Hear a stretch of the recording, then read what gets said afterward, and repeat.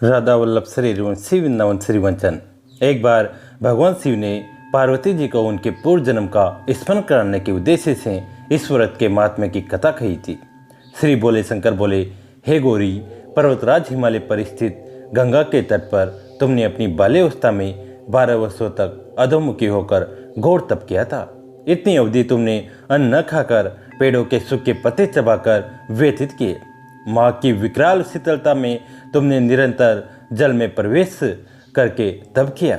वैशाख की जला देने वाली गर्मी में तुमने पंचाग्नि से शरीर को तपाया। सावन की मूसलाधार वर्षा में खुले आसमान के नीचे बिना जल ग्रहण किए समय व्यतीत किया। तुम्हारे पिता तुम्हारी कष्ट सादे तपस्या को देखकर बड़े दुखी होते थे, उन्हें बड़ा क्लेश होता था।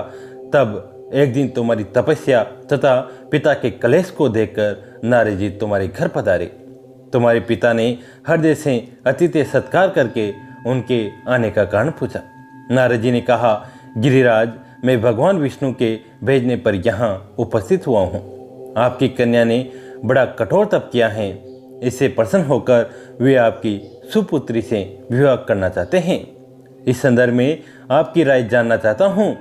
नारद जी की बात सुनकर गिरिराज गदगद हो उठे। उनके तो जैसे सारे कलेश ही दूर हो गए। प्रसन्नचित होकर वे बोले, श्रीमान, यदि स्वयं विष्णु मेरी कन्या का वरण करना चाहते हैं तो भला मुझे क्या आपत्ति हो सकती है? वे तो साक्षात ब्रह्मा हैं। हे महर्षि, यह तो हर पिता की इच्छा होती है कि उसकी पुत्री सुख संपदा से युक्त पति के घर की लक्ष्मी बने। पिता की सार्थकता इसी में है कि पति के घर जाकर उसकी पुत्री पिता के घर से भी अधिक सुखी रहे। तुम्हारे पिता की सुकृति पाकर नारद जी विष्णु के पास गए और उनसे तुम्हारे ब्याह के निश्चित होने का समाचार सुनाए। मगर इस विवाह संबंध की बात जब तुम्हारे कान में पड़ी तो तुम्हारे दुख का ठिकाना न रहा। तुम्हारी एक सखी ने तुम्हारी इस मानसिक दशा को समझ लिया और उसने तुमसे उस विक्षिप्तता का कारण जानना चाहा। तब तुमने बताया, मैंने सच्चे हृदय से भगवान शिव शंकर का वरण किया है, किंतु मेरे पिता ने मेरा विवाह विष्णु जी से निश्चित कर दिया। मैं विचित्र धर्म संकट में हूँ, अब क्या करूँ? प्राण छोड़ने के अतिरिक्त अब कोई भी उपाय शेष नहीं बचा है। तुम्हारी सखी बड़ी ही समझदार और सूझबूझ वाली थी। उसने कहा, सखी, प्राण त्यागने का इसमें कारण ही क्या है? संकट के मौके पर धैर्य से काम लेना चाहिए। नारी के जीवन की सार्थकता इसी में है कि पति रूप में हृदय से जिसे एक बार स्वीकार कर लिया, जीवन पर्यंत उसी से निर्वाह करे। सच्ची आस्था और एक निष्ठा के समक्ष तो ईश्वर को भी समर्पण करना पड़ता है। मैं तुम्हें घनघोर जंगल में ले चलती हूँ, जो साधना स्थली भी हो, और जहाँ तुम्हारे पिता तुम्हें खोज भी न पाए, वहाँ तुम साधना में लीन हो जाना। मुझे विश्वास है कि ईश्वर अवश्य ही तुम्हारी सहायता करेंगे। तुमने ऐसा ही किया। तुम्हारे पिता तुम्हें घर पर न पाकर बड़े दुखी हो तथा चिंतित हुए। वे सोचने लगे कि तुम जाने कहाँ चली गई। मैं विष्णु जी से उसका विवाह करने का प्रण कर चुका हूँ। यदि भगवान विष्णु बारात लेकर आ गए और कन्या घर पर न हुई तो बड़ा अपमान होगा। मैं तो कहीं मुंह दिखाने के योग्य भी नहीं रहूँगा। यही सब सोचकर गिरिराज ने जोर शोर से तुम्हारी खोज शुरू करवा दी। इधर तुम्हारी खोज होती रही और उधर तुम अपनी सखी के साथ नदी के तट पर एक गुफा में मेरी आराधना में लीन थी। भाद्रपद शुक्ल तृतीया को अस्त नक्षत्र था। उस दिन तुमने रेत के शिवलिंग का निर्माण करके व्रत किया। रात भर मेरी स्तुति के गीत गाकर जागी। तुम्हारी इस कष्ट साधी तपस्या के प्रभाव से मेरा आसन ढोलने लगा। मेरी समाधि टूट गई। मैं तुरंत तुम्हारे समक्ष जा पहुंचा और तुम्हारी तपस्या से प्रसन्न होकर तुमसे वर मांगने के लिए कहा। तब अपनी तपस्या के फलस्वरूप मुझे अपने समक्ष पाकर तुमने कहा, मैं हृदय से आपको पति के रूप में वरण कर चुकी हूँ। यदि आप सचमुच मेरी तपस्या से प्रसन्न होकर आप यहाँ पधारे हैं तो मुझे अपनी अर्धांगिनी के रूप में स्वीकार कर लीजिए। तब मैं तथास्तु कहकर कैलाश पर्वत पर लौट आया। प्रातः होते ही तुमने पूजा की समस्त सामग्री को नदी में प्रवाहित करके अपनी सहेली सहित व्रत का पारण किया। उसी समय अपने मित्र बंधु व दरबारियों सहित गिरिराज तुम्हें खोजते खोजते वहां आ पहुंचे और तुम्हारी इस कष्ट साध्य तपस्या का कारण तथा उद्देश्य पूछा।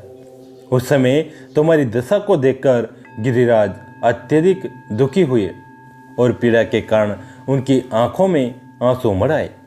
तुमने उनके आंसू पोंछते हुए विनम्र स्वर में कहा, पिताजी, मैंने अपने जीवन का अधिकांश समय कठोर तपस्या में बिताया है। मेरी इस तपस्या का उद्देश्य केवल यही था कि मैं महादेव को पति के रूप में पाना चाहती थी। आज मैं अपनी तपस्या की कसौटी पर खरी उतर चुकी हूँ।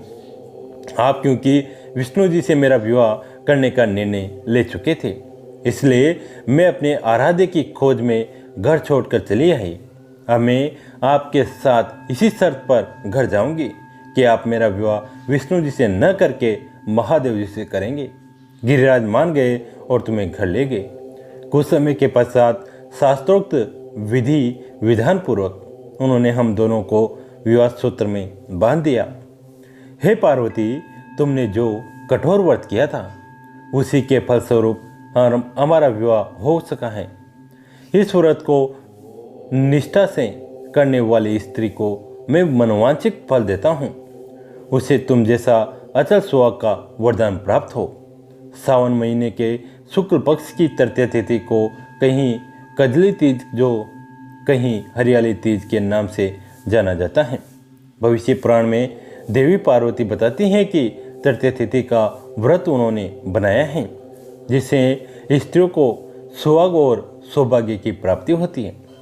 सावन महीने में तृतीया तिथि को 100 वर्ष की तपस्या के बाद देवी पार्वती ने भगवान शिव को पति रूप में पाने का वरदान प्राप्त किया था। हरियाली तीज पूजा विधि। हरियाली तीज के दिन विवाहित स्त्रियां अपने पति की दीर्घायु के लिए व्रत रखती हैं। इस दिन स्त्रियों के मायके से श्रृंगार का सामान और मिठाइयाँ उनके ससुराल भेजी जाती हैं। हरियाली तीज के दिन महिलाएं सुबह घर के काम और स्नान करने के बाद 16 श्रृंगार करके निर्जला व्रत रखती हैं। इसके बाद माँ पार्वती और भगवान शिव की पूजा होती है। पूजा के अंत में तीज की कथा सुनी जाती है। कथा के समापन पर महिलाएं माँ गौरी से पति की लंबी उम्र की कामना करती हैं। इसके बाद घर में उत्सव मनाए जाते हैं और भजन व लोक नृत्य किए जाते हैं। इस दिन हरे वस्त्र, हरी चुंदरी, हरा लहरिया, हरा श्रृंगार, मेहंदी, झूला झूलने का भी रिवाज है। एक बार भगवान शिव, माता पार्वती और नारद मुनि भ्रमण पर निकले। सभी एक गांव में पहुंचे। जब इस बात की जानकारी गांव वालों को लगी तो गांव की संपन्न और समृद्ध महिलाएं तरह तरह के स्वादिष्ट पकवान बनाने की तैयारी में जुट गई ताकि प्रभु अच्छा भोजन कर सके। वो गरीब परिवारों की महिलाएं पहले से ही उनके पास जो भी साधन थे उनको अर्पित करने के लिए पहुंच गए। ऐसे में उनकी भक्ति भाव से प्रसन्न होकर माता पार्वती ने उन सभी महिलाओं पर सुहाग रस छिड़क दिया। फिर थोड़ी देर में संपन्न परिवार की महिलाएं तरह तरह के मिष्ठान और पकवान लेकर वहां पहुंची, लेकिन माता पार्वती के पास उनको देने के लिए कुछ नहीं बचा। इस पर भगवान शिव ने माता पार्वती से कहा कि अब आपके पास इन्हें देने के लिए कुछ नहीं बचा, क्योंकि आपने सारा आशीर्वाद गरीब महिलाओं को दे दिया है। ऐसे में अब आप क्या करेंगी? तब माता पार्वती ने अपनी अंगुली चीरकर छींटों से उन महिलाओं को अपना आशीर्वाद दिया। इसी दिन चैत्र मास की शुक्ल तृतीया का दिन था। इसके बाद सभी महिलाएं घरों को लौट गई। इसके बाद माता पार्वती ने नदी के तट पर स्नान कर बालू से महादेव की मूर्ति बनाकर उनका पूजन किया। फिर बालू के पकवान बनाकर ही भगवान शिव को भोग लगाया और बालू के 2 कणों को प्रसाद रूप में ग्रहण कर भगवान शिव के पास वापस लौट आए। यह सभी बातें भगवान शिव जानते थे, फिर भी माता पार्वती को छेड़ने के लिए पूजा की। स्नान करने के बहुत देर लगा दी। तब माता ने कहा कि मायके वाले मिल गए थे, जिसके कारण इतनी देर हो गई। फिर भगवान शिव ने माता पार्वती से पूछा कि आपके पास तो कुछ था भी नहीं। स्नान के बाद प्रसाद में क्या लिया?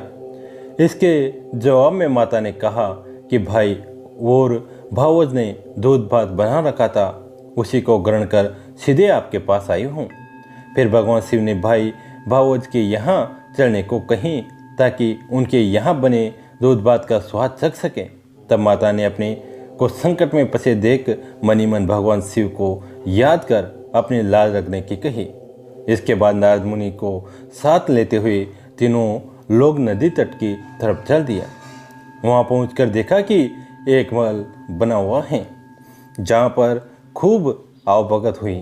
इसके बाद जब वहाँ से तीनों लोग चलने लगे तो कुछ दूर चलकर भगवान शिव माता से बोले कि मैं अपनी माला आपके मायके में भूल आया हूँ।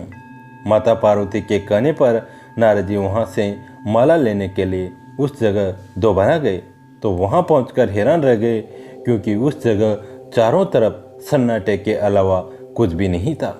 तभी एक पेड़ पर उन्होंने भगवान शिव की रुद्राक्ष की माला दिखाई दी। उसे लेकर वे लौट आए और भगवान शिव को सारी बातें बताई। तब भगवान शिव ने कहा कि सारी माया देवी पार्वती की थी। वे अपने पूजन को गुप्त रखना चाहती थी, इसलिए उन्होंने झूठ बोला और अपने सत्य के बल पर यह माया रच दी। तब नारद जी ने देवी माता से कहा कि माँ, आप सौभाग्यवती और आदि शक्ति हैं। ऐसे में गुप्त रूप से की गई पूजा ही अधिक शक्तिशाली और सार्थक होती हैं। तभी से जो स्त्रियां इसी तरह गुप्त रूप से पूजन कर मंगल कामना करेगी, महादेव की कृपा से उनकी मनोकामनाएं जरूर पूरी होगी। हर हर महादेव। कैसी लगी आज की कथा? अगर अच्छी लगी तो इसे अपने दोस्तों के साथ, फैमिली के साथ शेयर करें। कहानी अंत तक सुनने के लिए आप सभी का तहे दिल से धन्यवाद।